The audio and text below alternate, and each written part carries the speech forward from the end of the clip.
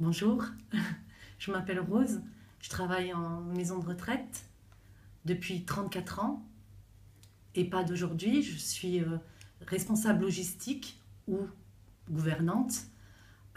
J'ai une équipe de 10 ASL et on travaille très bien ensemble. Je vais essayer au mieux de vous expliquer mon travail. Donc, quand j'arrive le matin, en fait, la première chose, j'écris l'animation du jour sur le tableau. C'est la secrétaire ou moi.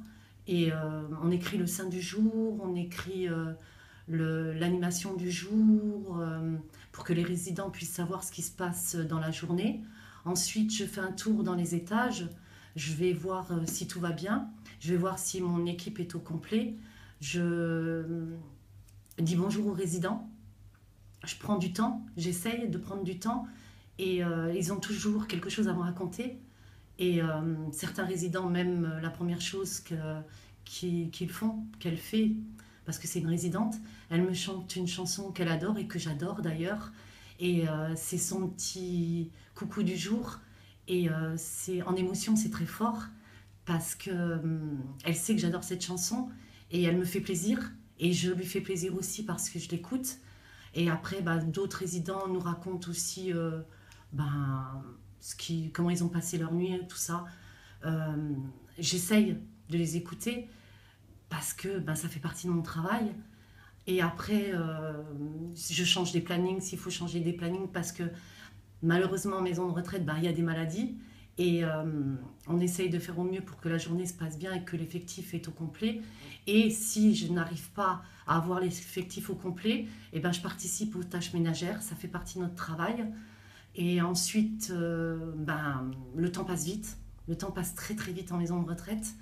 Ça arrive vite 11h30, où là je monte en salle à manger. Les résidents sont en salle et je distribue le courrier. Et après, je fais le service en salle.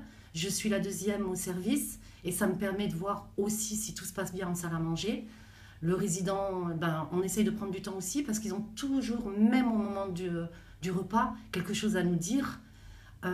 Ça dure jusqu'à 13h30, à peu près. Hein. Je dis bien à peu près. Et ensuite, c'est le relationnel. Là, il y a vers 13h30, 14h, je vois avec l'animatrice ce qu'elle fait comme activité. Et après, à 14h, les familles commencent à arriver. Les familles viennent beaucoup vous voir et essayer de régler des problèmes s'il y a. C'est jamais, bon, on ne fait jamais les mêmes choses dans une journée, hein, mais 14 heures après, je fais aussi les plannings, je gère les plannings des ASL, donc je mets en place le planning du mois, je fais tout ce qui est traçabilité, je mets dans les locaux toutes les traçabilités, je fais des contrôles visuels, je vais voir si, pour le bien-être du résident aussi, s'ils ont tout le confort et la propreté des locaux. Ensuite, il y a l'heure du goûter. L'heure du goûter, je monte en salle à manger et voir certaines familles aussi, et les résidents. À ce moment-là, j'aide pas. Je m'occupe plus des familles et des résidents que d'aider mes ASL. Après 4 heures, je continue ou je fais un réassort au niveau des produits d'entretien dans les locaux ou je fais d'autres choses. C'est compliqué de dire tout ce qu'on fait dans une journée, il y a tellement à faire. Après, il y a une deuxième activité. Ça m'arrive aussi d'aller voir la deuxième activité à partir de 16h et discuter aussi encore à ce moment-là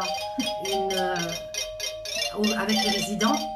Et quand on n'a pas le téléphone qui sonne, justement, donc je réponds au téléphone, je suis désolée.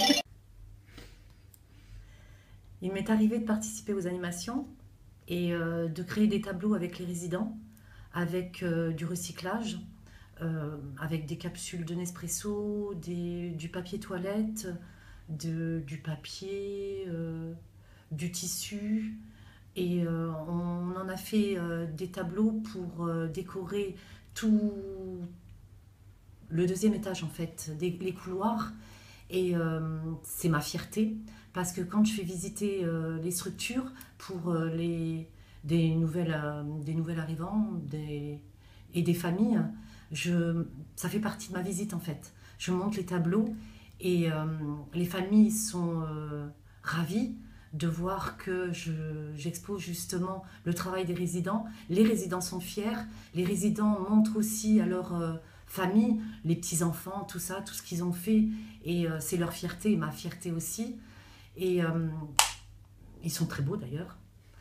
Et la directrice en voulait un d'ailleurs que je ne lui ai pas donné. Non, il reste dans le couloir. Et je voulais aussi terminer sur mon nombre d'années en maison de retraite. 34 ans, je voulais vous dire que j'aime toujours autant ce que je fais. Même si à des moments c'est difficile, hein, on est fatigué aussi parce que y a beaucoup de travail. Mais 34 ans, c'est pas rien. Et vous savez quoi, j'ai l'impression que je serais pas capable de faire autre chose.